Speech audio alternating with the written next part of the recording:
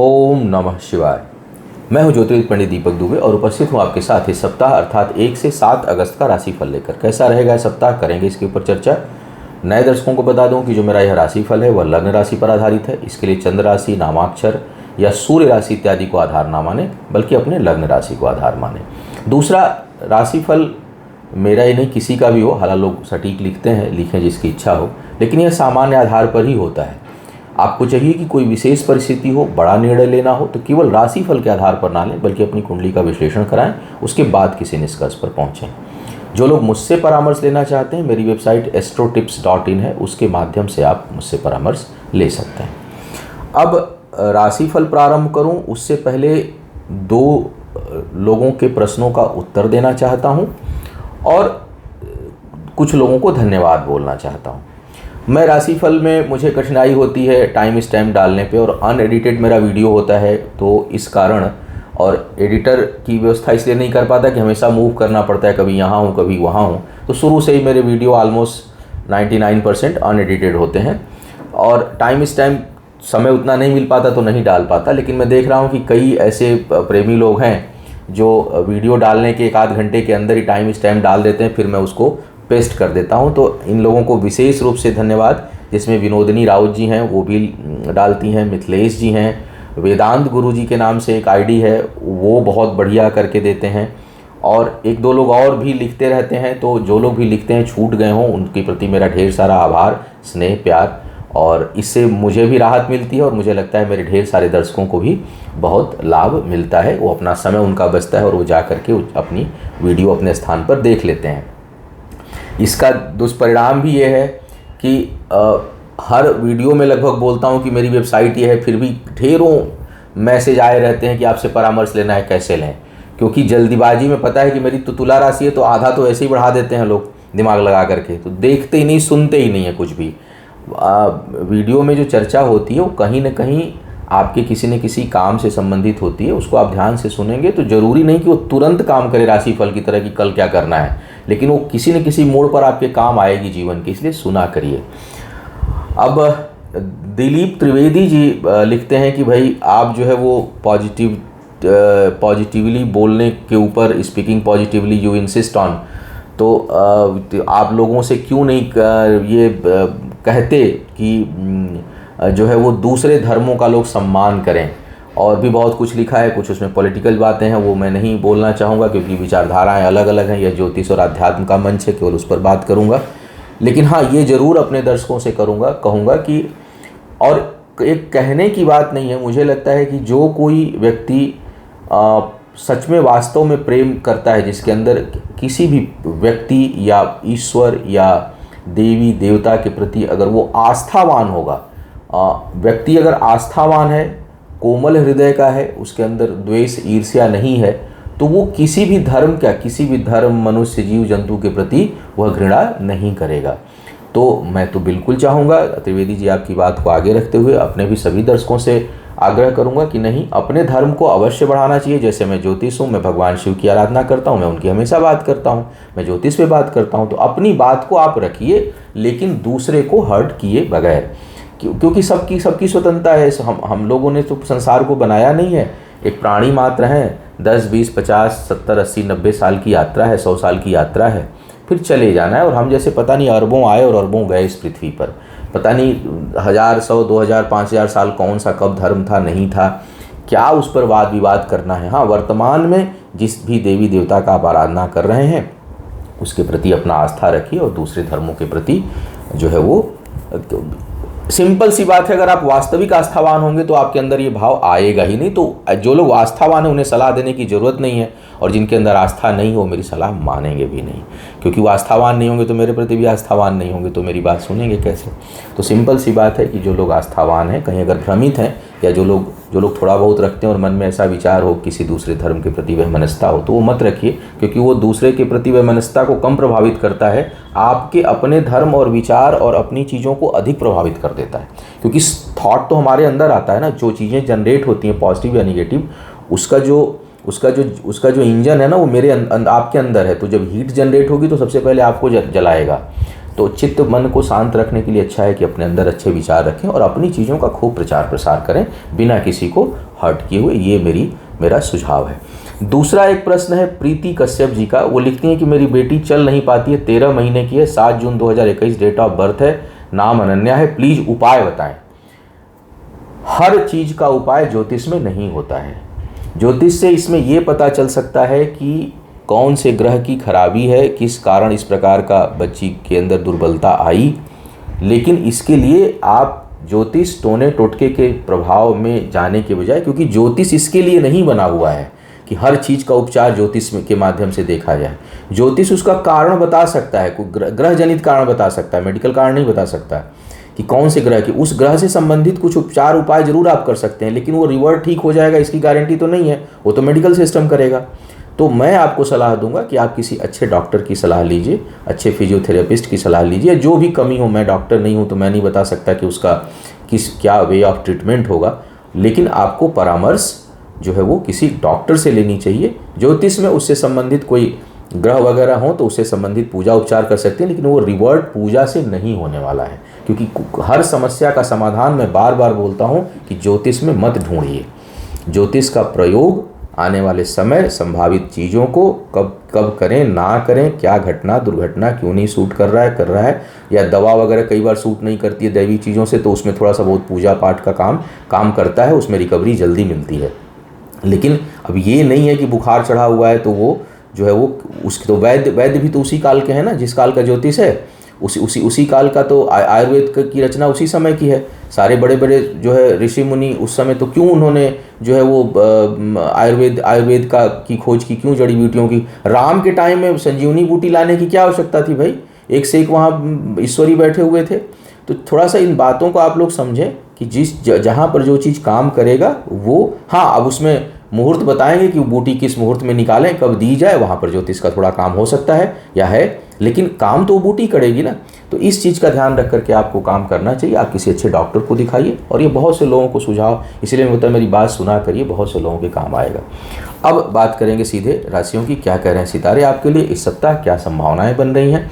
मेष वालों की बात किया जाए तो भाई क्रोध एग्रेशन पर नियंत्रण रखना है।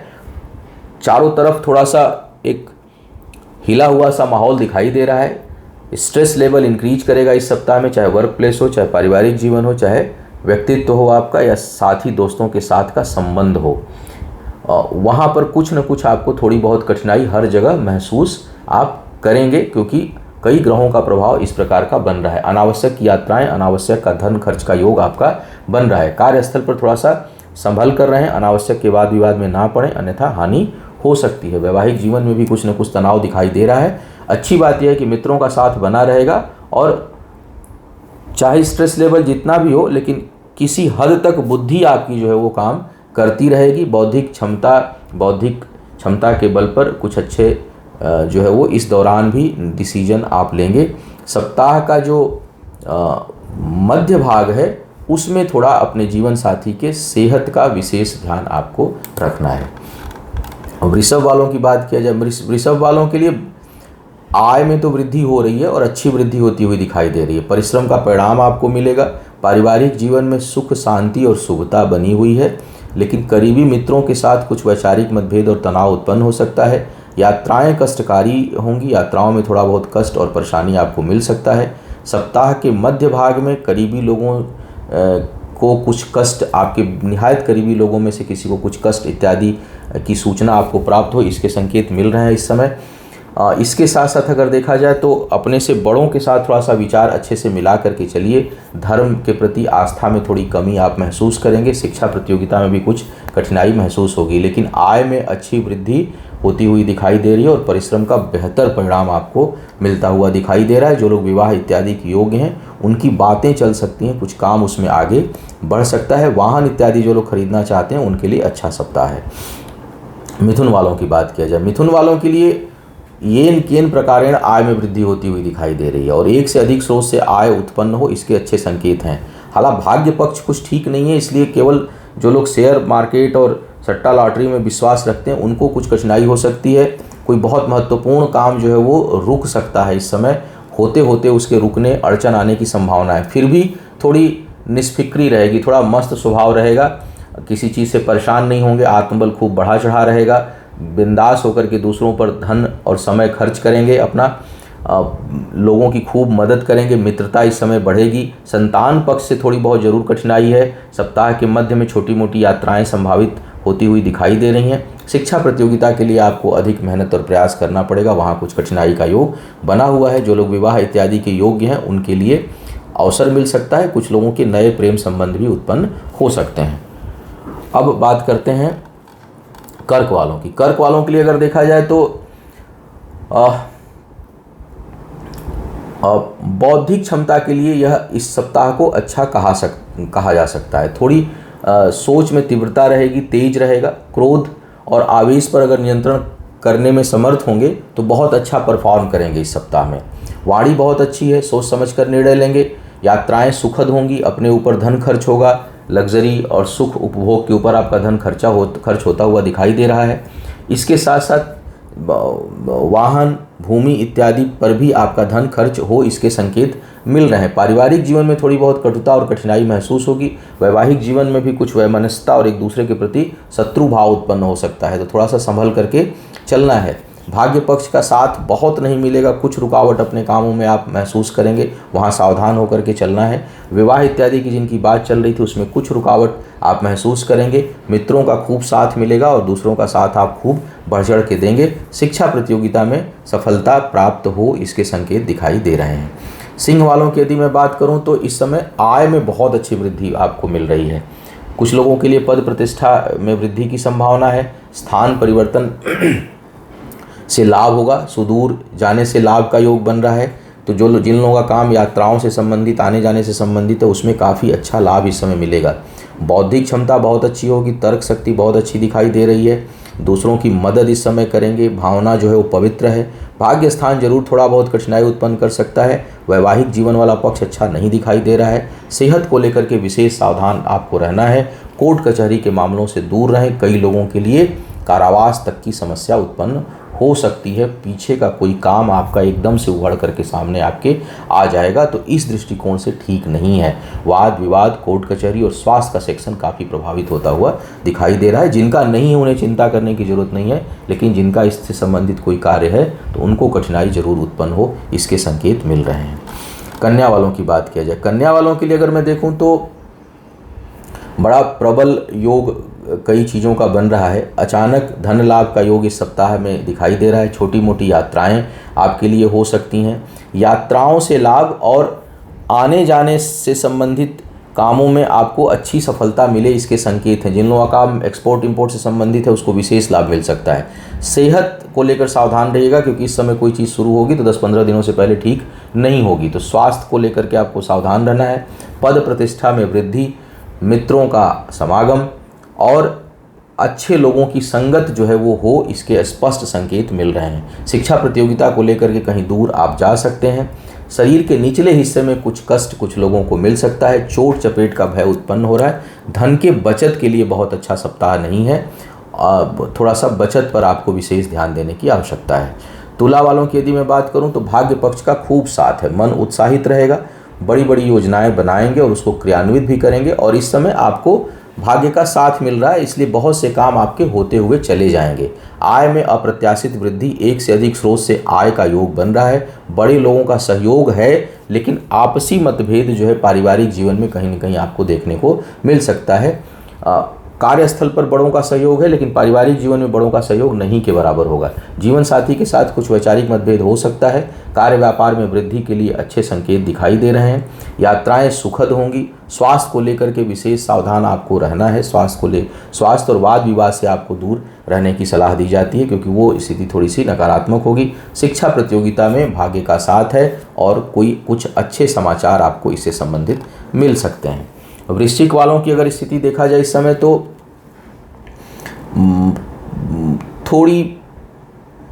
थोड़ा जो है वो कुछ प्राप्तियां हैं, लेकिन वो उतनी नहीं है जो पूर्ण रूप से आपको संतुष्ट कर दे। चाहे वो पद को लेकर के हो, प्रतिष्ठा को लेकर के हो, आय को लेकर, बिल्कुल बंद तो नहीं होगा। आय होती रहेगी, प्रतिष्ठा प्राप्त होती रहेगी, लेकिन असंतुष्टि होगी। मान लीजिए कहीं के अध्यक्ष बनने वाले हैं, पता चले उपाध्यक्ष बन गए। कोई मंत्रालय मिलने वाला है, अगर आप राजनीति में हैं तो पता चले ये मंत्रालय की जगह ये मिल गया, तो प्राप्ति तो होगी, लेकिन वो आपको नौकरी में है, कहीं कोई आपका प्रमोशन होने वाला था तो जो डेजिग्नेशन मिलना था शायद वो मिले तो वो काम न मिले, या वो काम मिले तो डेजिग्नेशन न मिले। तो इस तरह की कुछ असंतुष्टि जो है उपलब्धि के साथ लगी रहेगी। ये जो है सारांश कैरियर को लेकर के इस सप्ताह में दिखाई दे रहा है। तो इसको खराब नहीं कहा जा सकता, लेकिन मन में असंतोष उत्पन्न होगा, और शायद बृहस्पति वक्री हो गए उसका भी प्रभाव रहेगा कि कई चीज़ें जो नहीं होंगी नकारात्मक, उधर भी थोड़े नकारात्मक विचार आपके जाएंगे। तो आपको सलाह है कि थोड़ा नेगेटिव थॉट से आप बचिए, और फिलहाल जो प्राप्त हो रहा है उसको लेकर के फिर आगे की तैयारी आप वहाँ से करिए, छोड़िएगा मत, क्विट मत करिएगा।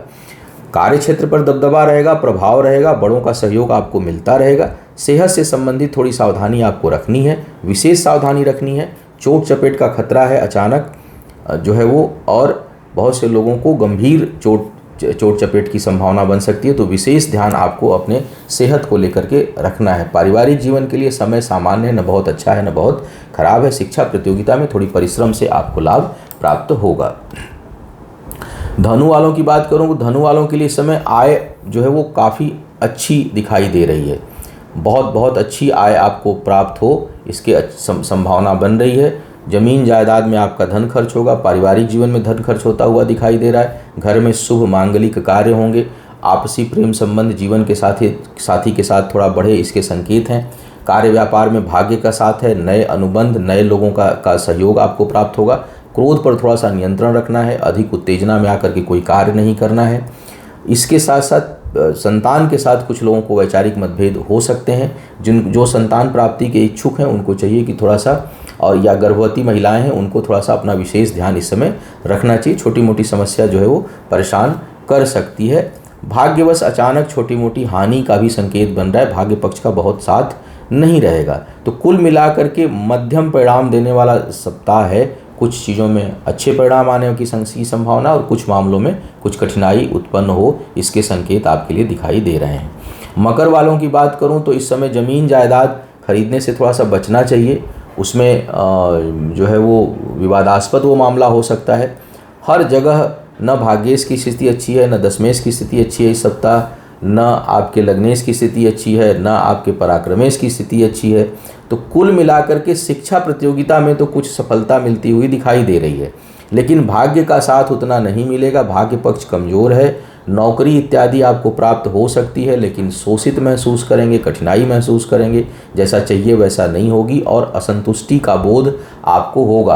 अचानक झटके से कुछ बहुत बड़ी चीज़ हासिल होगी, लगेगा बहुत खुशी है, लेकिन जब प्राप्त होगी तब पता चलेगा कि नहीं, ये तो ऐसा नहीं है जैसा हम सोच रहे थे। तो इस तरह की स्थिति थोड़ा सा मानसिक और भावनात्मक उतार चढ़ाव का सप्ताह इसको कहा जा सकता है।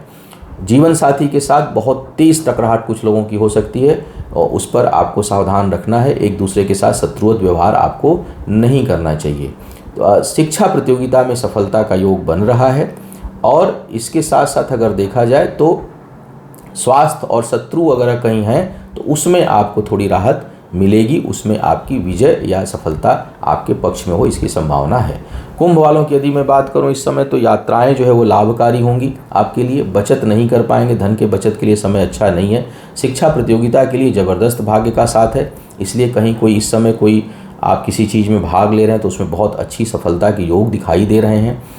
प्रेम संबंधों के लिए अच्छा सप्ताह है। आप प्रेम संबंधों में और घनिष्ठता बढ़ेगी, एक दूसरे के प्रति समझ बढ़ेगी। अगर कोई कार्य व्यापार प्रारंभ करना चाह रहे हैं उसके लिए धन इत्यादि की प्राप्ति सहजता से हो जाएगी, और आप जो है वो नए कार्य व्यापार को करें, इसकी संभावना है। करीबी लोगों से थोड़ा वाद विवाद और टकराहट इस समय हो सकती है। सप्ताह का जो मध्य भाग है उसमें स्वास्थ्य संबंधी छोटी मोटी समस्या आपको परेशान कर सकती है। ज़मीन जायदाद बेचने से इस समय आपको लाभ होगा, तो जो लोग संपत्ति बेचना चाहते हैं उसके लिए प्रयास कर सकते हैं। अब बात करते हैं मीन वालों की। मीन वालों के लिए थोड़ा सा मन आपका अनमना रह सकता है, लेकिन पारिवारिक जीवन में काफ़ी शुभता और खुशी का माहौल दिखाई दे रहा है। व्यक्तिगत सुख उपभोग में आपकी वृद्धि होगी, सुख समृद्धि में वृद्धि होगी। हालांकि थोड़ा सा आलस्य भी हो सकता है, तो आलस्य को त्यागना होगा। वाणी थोड़ी कड़वी हो सकती है, क्रोध बढ़ सकता है, और बचत में कमी महसूस आप करेंगे। शिक्षा प्रतियोगिता में सफलता के अच्छे आसार दिखाई दे रहे हैं। शत्रु वर्ग जो है वो परास्त होगा। जमीन जायदाद खरीदने से संबंधित धन की व्यवस्था करना इस समय सुलभ होगा, आसानी से आप कर सकते हैं। आय में अप्रत्याशित वृद्धि बहुत से लोगों को देखने को मिलेगी। आय अच्छी रहेगी आपकी, हालांकि बचत जैसा मैंने कहा कि प्रभावित रहेगी, सेविंग नहीं कर पाएंगे। बहुत से लोगों को स्नायु तंत्र, नर्वस सिस्टम से संबंधित समस्या उत्पन्न हो सकती है। थोड़ा सा अपने सेहत का विशेष ध्यान आपको रखना चाहिए। तो यह था इस सप्ताह का राशिफल। उम्मीद है आपको मार्गदर्शन मिला होगा। आपका आने वाला समय शुभ हो, आयु, आरोग्य और ऐश्वर्य की वृद्धि हो। इन्हीं शुभकामनाओं के साथ आपसे विदा लूंगा। पुनः मुलाकात होगी किसी नए विषय पर। तब तक के लिए मुझे आज्ञा दें। ओम नमः शिवाय।